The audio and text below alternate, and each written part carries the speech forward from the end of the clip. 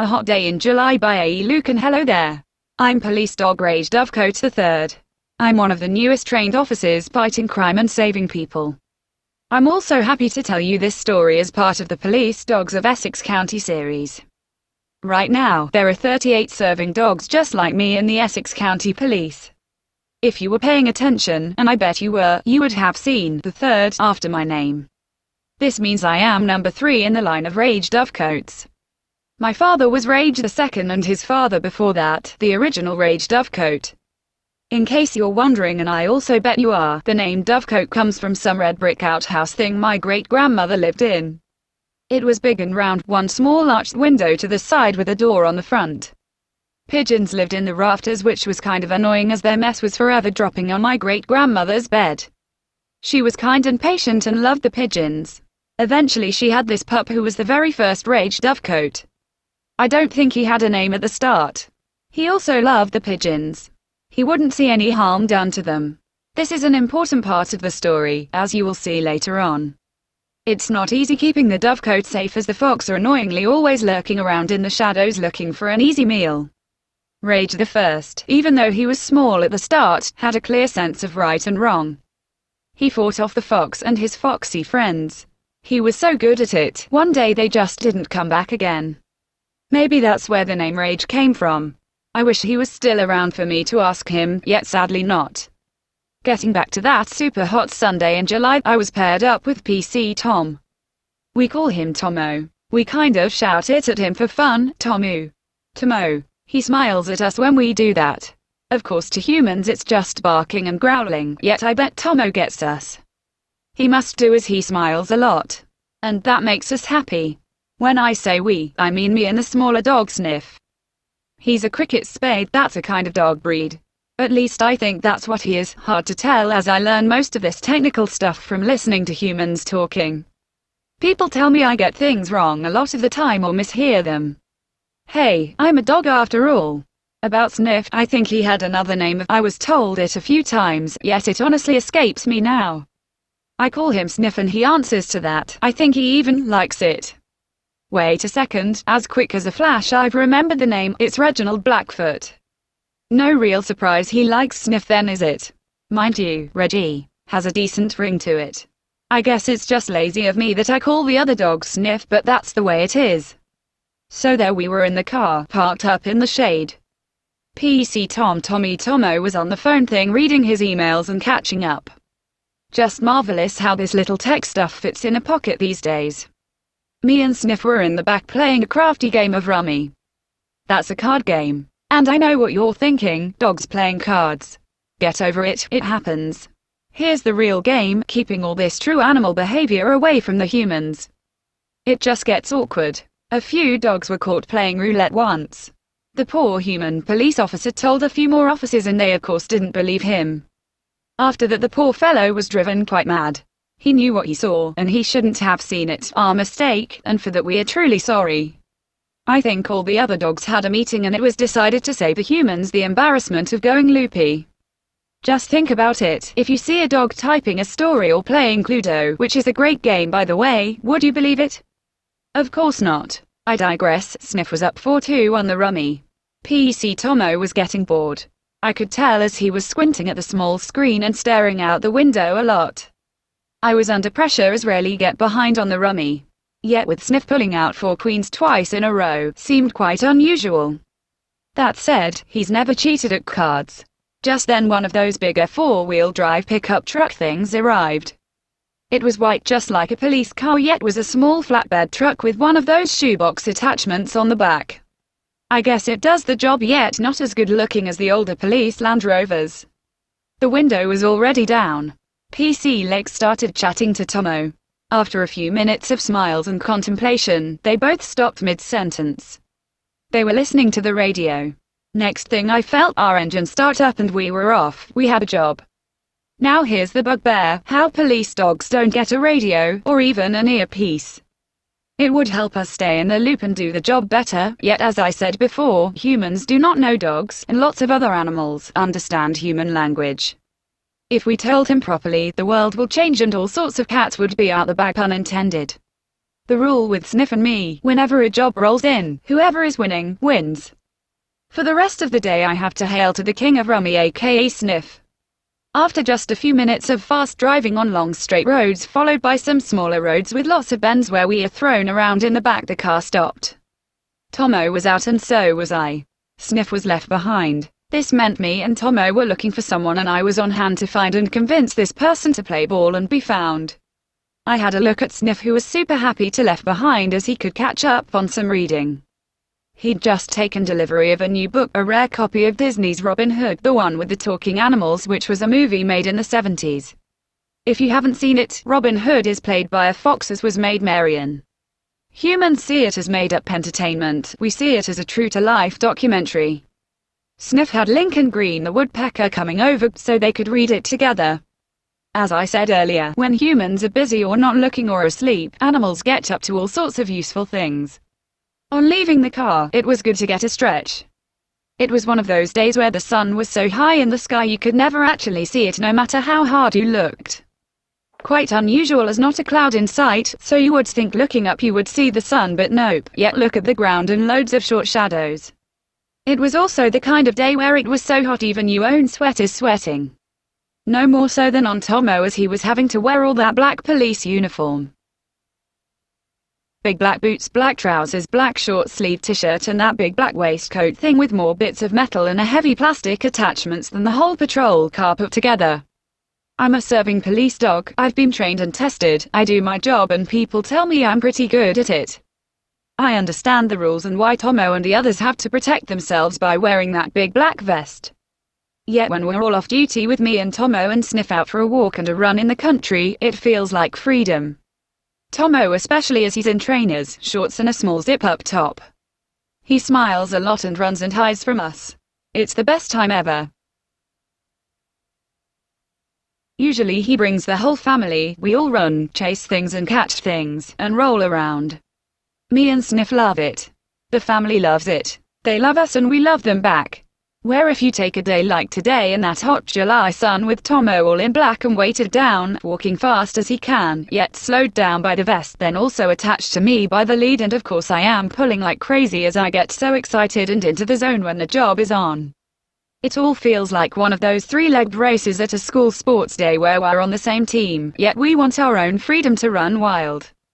We start off searching along a few country paths, with farmers' fields all around us, you know the sort with hedges and big trees every so often. Those buggy mosquitoes are crafty little people. I respect that and how they do tons of things to survive. On a day like today, they know the sun is too hot, so they hang around in the deep shadows, so when me and Tomo walk from direct sun to shade, boom, they are all over him. His arms are bare, as is his neck and head. Tomo stood still to get out the phone to check the map, and straight away the mossy creatures were at him. I was shouting at him to stop. Tomo was shouting at me and a few mossies were all grinning at me as they were digging into his arms. Mossies do that, that's how they get their food, by slamming their need nose into people's skin. Humans hate it. We were now out in the sun again, fast walking along the edges of fields and paths where we can find them. Paths are not just paths, they're a whole underground network how animals run errands and visit friends. Some humans think paths are just for them. So not true. Tomo was listening to the radio a lot and the police sky car was hovering about above us.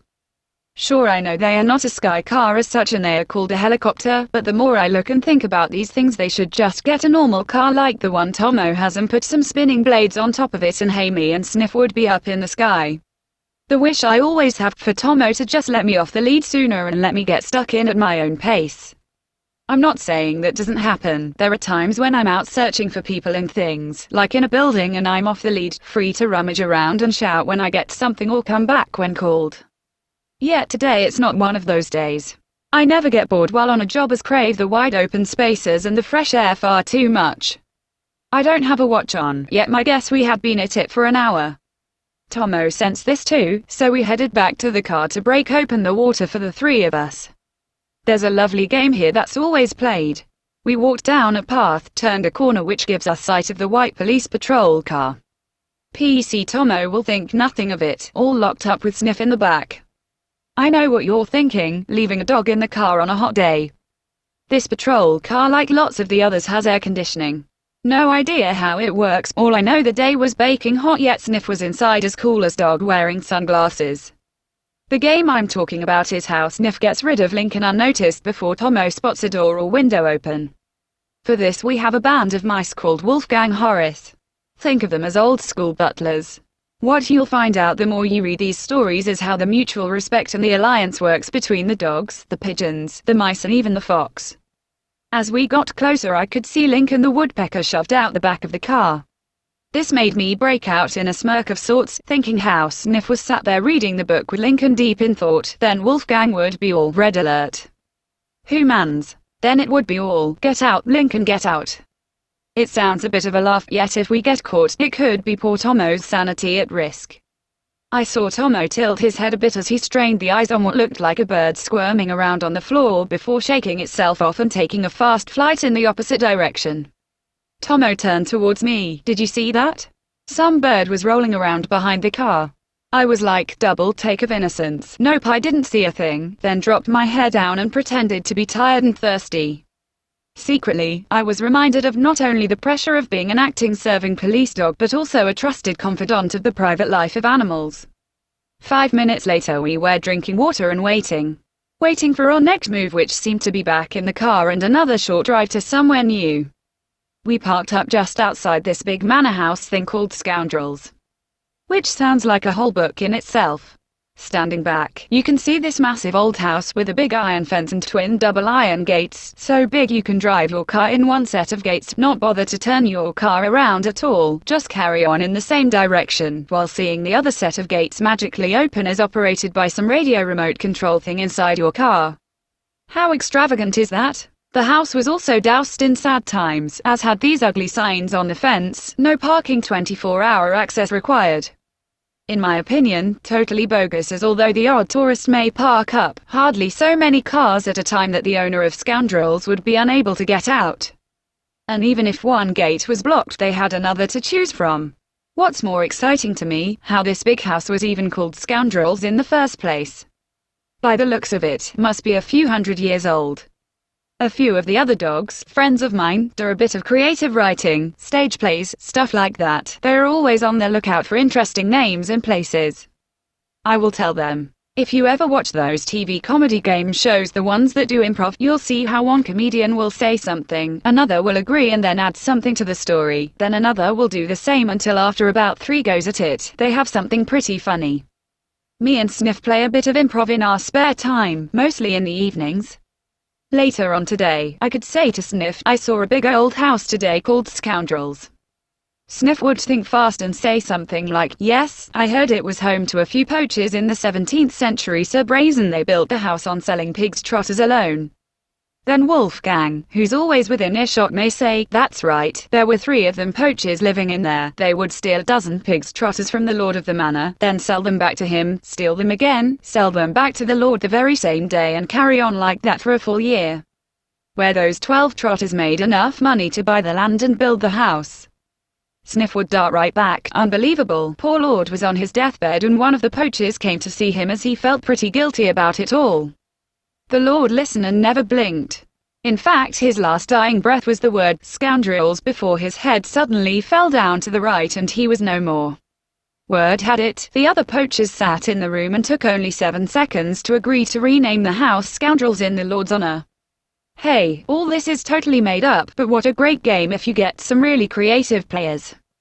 Me, Sniff and Wolfgang love it, yet it's in Wolfgang's nature to be much more reserved and take no real risks with exaggeration or porcupines, that means lies. Where were we? Oh, that's right, out the car again and on a lead walking fast up the side of Scoundrels. Tomo had a real spring in his step, think he had been on the blower to the sky car. Sorry about using words like blower, it means radio or telephone. Slang like that was drummed into me as a pup. I looked it up once and read something about a long tube thing on a ship or something where there was a stopper each end and you uncorked it and blew in it, where it made a whistling sound to alert the captain or something, then you spoke down it and had a conversation.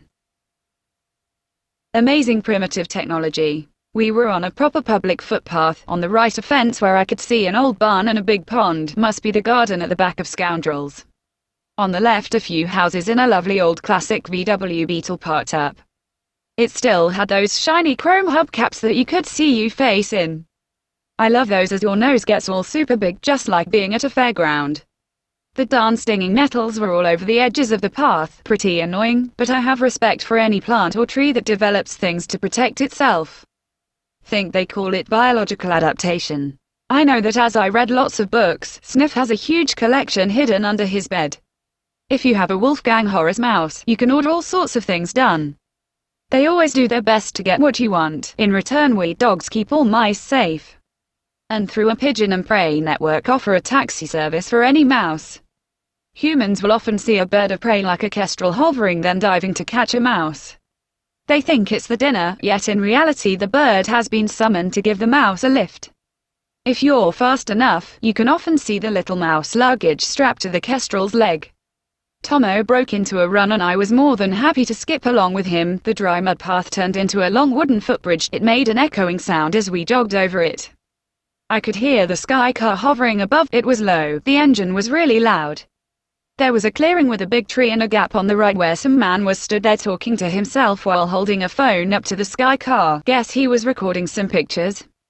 Good ones too, I bet, as it was a beautiful summer's day with a blue sky, now a few white clouds with golden wheat below.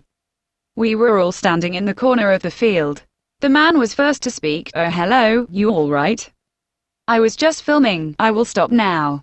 I could tell from Tomo's face there was a little regret, even disappointment, as whatever we were searching for, this was not it. The man stepped closer to us where Tomo instantly said, "Stay back." This was solid advice as I was in police dog mode and I was excited and keen to explore. I may have been barking a bit, or even a lot, I cannot actually remember. It may have been the man had a pair of binoculars round his neck and I wanted to get a closer look. Tomo did the right thing and pulled me back. I was pretty bored for the next few minutes as the man and Tomo got talking. The man offered Tomo some water from a bottle. Tomo said no, which I thought was pretty silly as Tomo looked really hot and he was sweating again from the heat and the running. I said, "I'll have some more water, throw it over here." Which I really said is fun as knew full well humans cannot understand dog. That said, there is the legend of that Dr. Dolittle guy who did indeed talk to animals. Think he lived in the early 1800s, so even if he could talk to animals he would be out of the sight of men by now.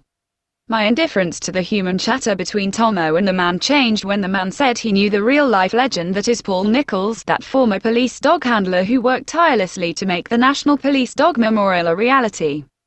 Hat off to that guy. Tomo said he knew Paul. I found this fascinating and sat down to listen. I may as well not as bothered as talk soon turned to the man asking what Tomo was looking for and how Tomo said it was another man with black hair. News to me, Tomo tells me nothing. Weirdly, at that very moment, another man was indeed walking about 3 fields over. Tomo was offered the man's binoculars and Tomo took them saying, "I could do with some of those." "Me too," I chirped in for a laugh. We left the corner of the wheat field and ventured along a wider path, big hedge on the left, and met up with this other man by a small wooden bridge. He had a short-sleeve shirt, shorts and some flip-flops. He was not the person we were looking for either. I shouted back to this man on how wearing flip-flops in dry grass is ridiculous as your toes are open to stings, bites and the odd tick gnawing its way in. He looked at me strangely. I do this a lot, offer strong vocal advice to humans knowing that have no clue what I'm talking about. A bit like early package holiday to Spain. Along the bridle path we went, past the wood we went and over a stile we climbed. Then and only then did we see the shimmer of a small stick figure in the distance. This figure had all the consistency of a broken shopping trolley. This person seemed to be taking 3 steps then a limp. 3 more steps and a limp, yet they kept walking as fast as their heat would allow. We, having climbed the stile, were higher than he.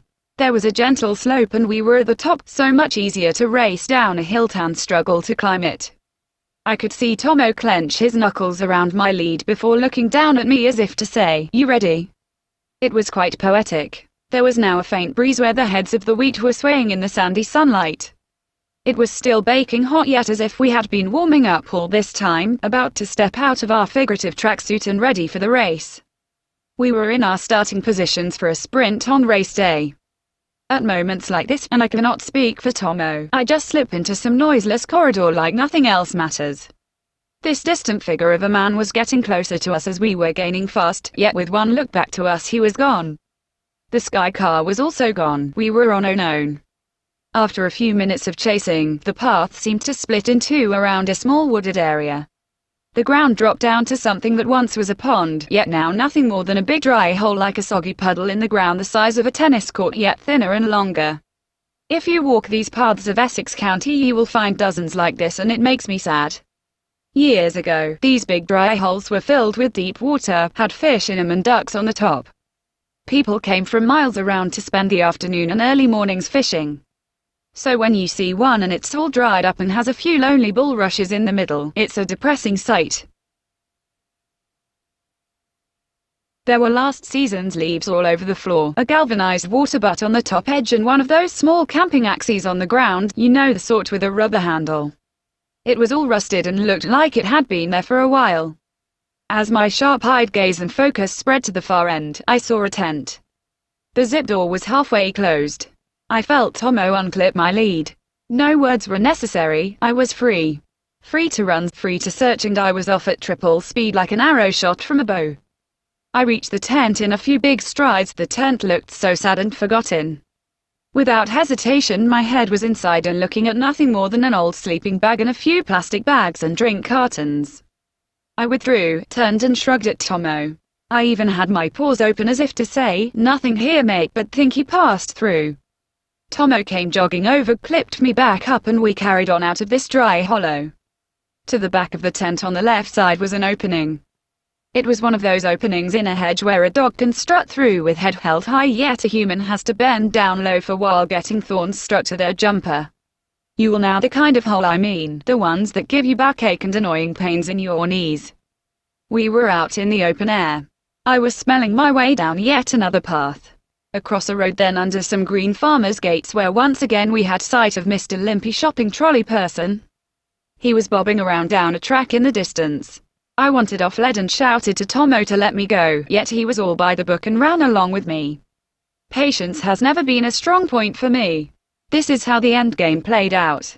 Quite simple yet profound. We saw the man pass through another farmer's hedge which had a footbridge laid over yet another dry ditch. On getting to this spot, I was off the lead and chasing free.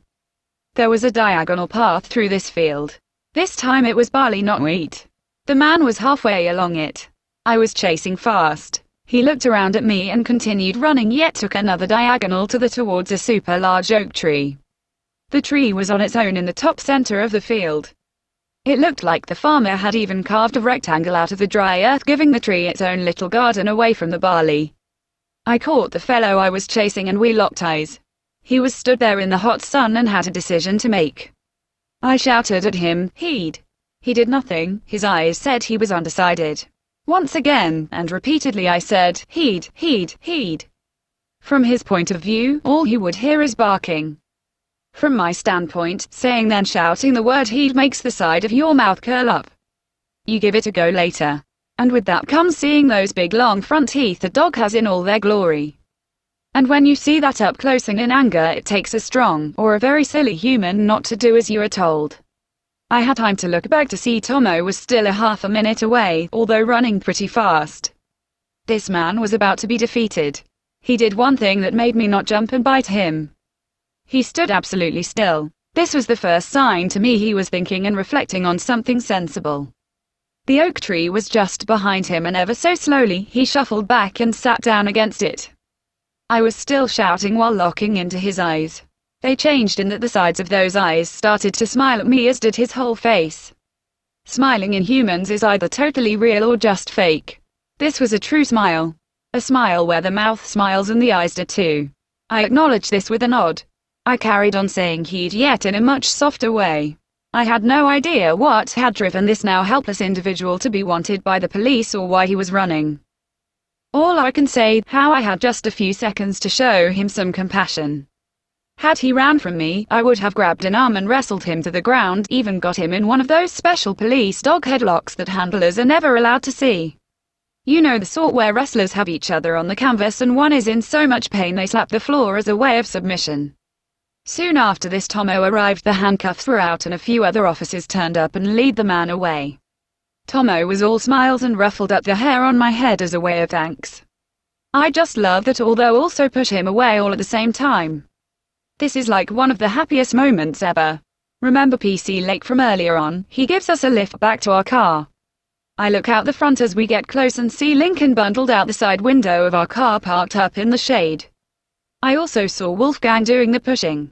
That cracks me up. Tomo has me and Sniff out on the grass with water bowls again. This time he opened up a cool box and pulled out these foot-long ice pops. Snipped them open and dropped them into the bowl.